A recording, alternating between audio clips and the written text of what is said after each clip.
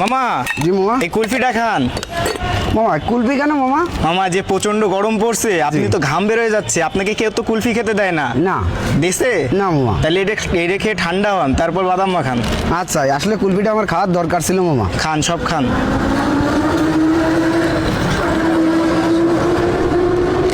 মামা স্বাদ না? খুব স্বাদ, তাই না?